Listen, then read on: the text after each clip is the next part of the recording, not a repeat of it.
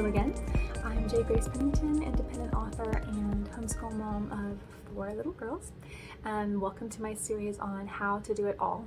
One busy mom's guide to living your dreams and accomplishing your goals where you are in life right now. So last time I talked a little bit about what doing it all means to me, what my life used to look like as opposed to what it looks like now, and just one of the small principles that helped me get from there to here. And so today, what I want to talk a little bit about is the "I could never do that" response. So when I tell people that I at one point had 3 children under 3 years old, these are the words I usually hear. I could never do that.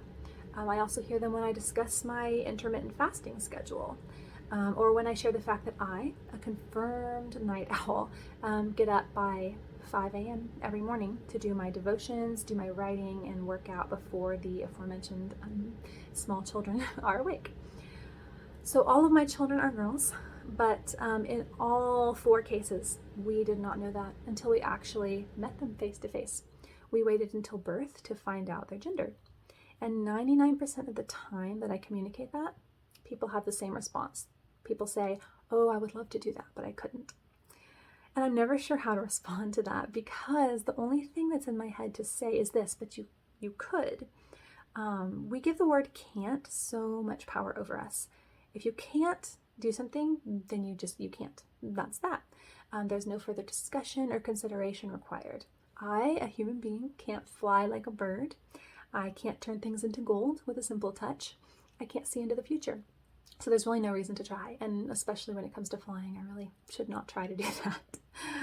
The problem arises when we say "can't," but we really mean it would be really hard, or even just "I don't want to." Here's the thing about most of these responses that I've mentioned, so automatic and so complete in their dismissal. When you say "can't" about something dishonestly, you make yourself a false victim, a slave to circumstances that don't exist. A person in a coma truly cannot get up early in the morning to spend time in personal devotions, but most of us, we can, and we may not want to, or it may not be the right choice for us, but we can. So intermittent fasting might not be the wisest health decision for you, but you could do it, if you felt that it was right and if it was something that you wanted to do. Waiting until your children are born to find out the gender is actually technically easy. It doesn't take effort. It's just the exercise of patience, which is difficult, and I don't want to discount that. But instead of saying "can't," I want to try an experiment. So when I tell myself I can't buy all organic food, the truth is that I could buy all organic food if I chose to. I would have to stop paying for something else, which means I would have to reprioritize.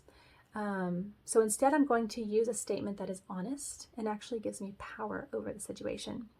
Buying all organic food is not a priority for my family right now. So that's legitimate. It's true, and it puts the decision back in my hands. Okay, so here's another one. I could never get rid of Netflix. That is not true. Getting rid of Netflix would be very simple. I would just have to stop paying them money, and it would be done. The actual truth is that I don't want to get rid of Netflix, so just let me say that. I like having Netflix, and getting rid of it is not important to me. There. So that's much better. I'm no longer a victim, and I am taking ownership for my actions. So here's one more example. I can't keep up with the laundry. Again, there's no actual physical force stopping me from keeping up with the laundry. There may be many obstacles. Truly, like I said, I have several very small children. That in and of itself not only takes a lot of time, but it means there are multiple small hands trying to throw the laundry all over the place as I am folding it. And so keeping up with laundry is hard. It really is hard. But it's not true to say that I can't do it. I have multiple options. I could devote more time to it so that I can refold all the things that the minuscule people unfold as I go along, which would mean less time doing something else.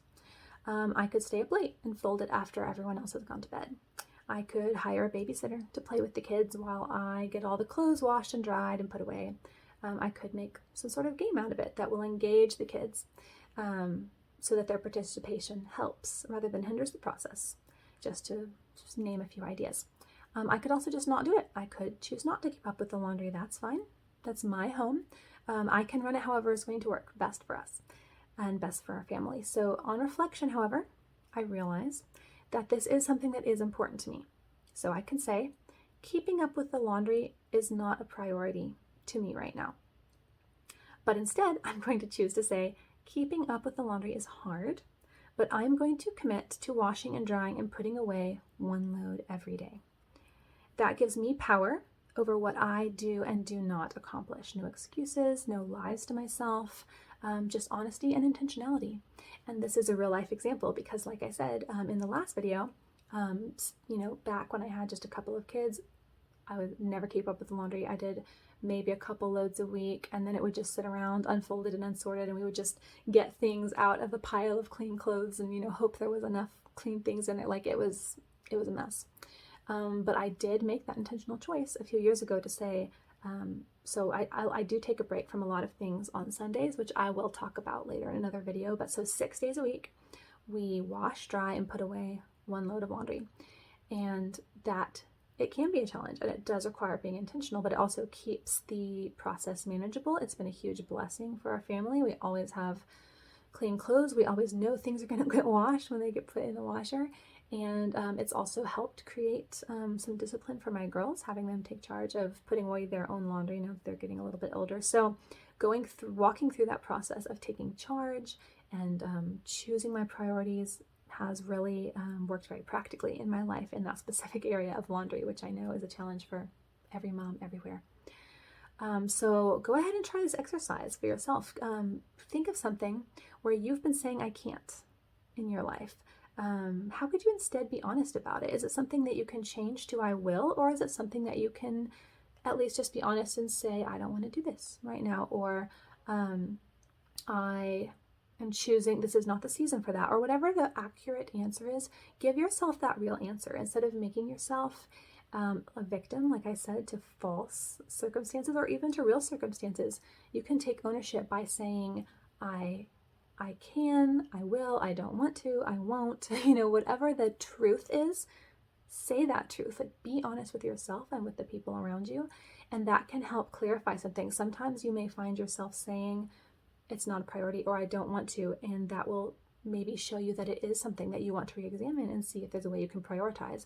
Or sometimes you'll find saying out loud, this is not important to me right now, can be very freeing, and you find that's totally okay. And that's just not the season that you're in. It's not the season that your family in. And just being honest about it and saying, I could, but I'm not going to. I could, but it's not best for us right now. Saying that can really give you a lot of freedom and agency over whatever it is. So just take a look at that in your life. If there's something where you've been saying I can't, just look at it, say, and ask yourself if that's true. Ask yourself if there's a way you can reframe it that would be more honest. And then you can kind of take a look at some of those things and see if it's something that you're okay with just letting go of, or if it's something that you would like to prioritize. Because we're going to get more in later videos into that process of actually being able to reprioritize things so that you can do the things that you find through exercises like this are actually important to you, that you do actually really want to get done.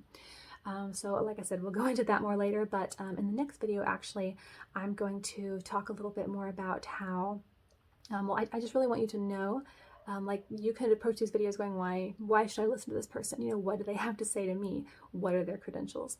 And I've already told you how these things have worked in my own life, but I haven't told you how unnatural all this is for me, how naturally undisciplined of a person I am, how a lot of these things I have really not worked in and not taken agency of for most of my life. So that's a little sneak peek. I'm going to talk a little more about that next time to hopefully give you some encouragement that this doesn't have to be something that comes naturally to you.